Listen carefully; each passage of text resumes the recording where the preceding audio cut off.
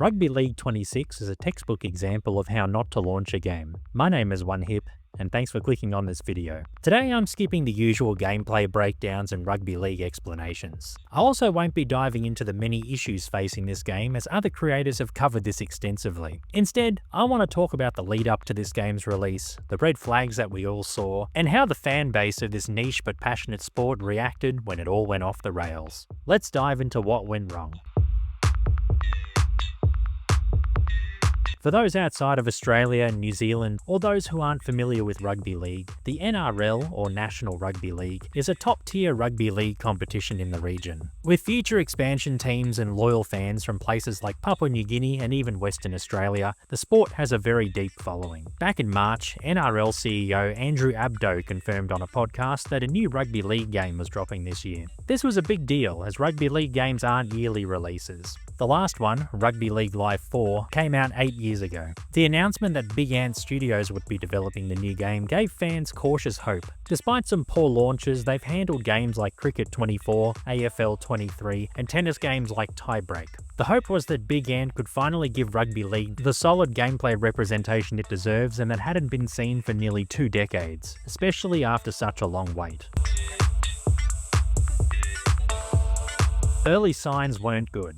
Last year's rugby union title, Rugby 25, also from Big Ant, launched in early access and was slammed for being buggy, half-finished, and in desperate need of patch fixes. Many players feared the same would happen to Rugby League 26. Then came a couple of trailers. The first was an official release date trailer focused on Super League teams from the UK and Europe, and the second released about a week before the game's launch, featuring NRL and NRLW teams. But both trailers were just cinematic cutscenes. There was no gameplay to be seen. That's a huge red flag when you're close to launch. Some Rugby League content creators got early access to the game, but fans started getting nervous. Why all the secrecy?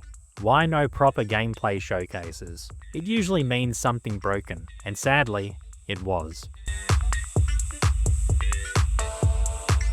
The official release date was July 17th, but some physical copies went out into the wild early. Players who booted it up ahead of time saw the truth, and it wasn't good. Footage quickly spread online showing a game that looked and played suspiciously like Rugby League Live 4, but with shinier visuals. Xbox players weren't even able to play the game at all, as there was a delay with the day one patch being released on that platform. An entire player base not even being able to get past the start screen due to these kinds of issues is diabolical in my opinion. And a $100 Australian price tag didn't help with this sentiment, with some players reporting online that they have requested refunds for the game due to its poor state. Despite upgraded player scans and some decent lighting, the gameplay looks rough. Glitches, outdated mechanics, incorrect field markings, and poor stat balancing made this look like a mess. And the highly marketed Pro Teams mode, which is similar to something like EAFC's Ultimate Team, wouldn't even load in due to server errors. That was a massive blow for fans excited to try a Rugby League version of a mode that's been experienced in larger and bigger budget sports titles. As of the time of recording, Pro Teams is still under maintenance, but Big Ant have tweeted that they are working to increase the server load and get it back up and running as soon as possible. Big Ant have also tweeted that Rugby League 26 is one of their best-selling games ever, which apparently caused these server overloads. To their credit, they do eventually improve their games. Cricket 24 and AFL 23 ended up becoming decent post-launch. But on the flip side, Rugby 25 still has major issues despite dozens of patches.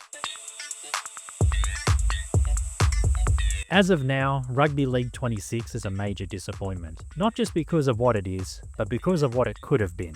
I genuinely hope that Big Ant turn this around, and their track record for other titles shows that they can make steps to improve their games. The Rugby League community deserves a good game, and they do not expect the world. And even though this launch was rough, I believe there's still a chance for redemption, but we'll see how it goes. What do you think? Were you let down, or are you holding out hope for a few good patches? If you enjoyed this video, be sure to give it a like. And if you want more reviews, retrospectives, gameplay footage, or even deep dives into classics like Rugby 08, the Tony Hawk series, EA Skate, and more, hit that subscribe button. If you also want more Rugby League 26 videos on this channel, be sure to let me know in the comments. My name is OneHip, and you have a good one.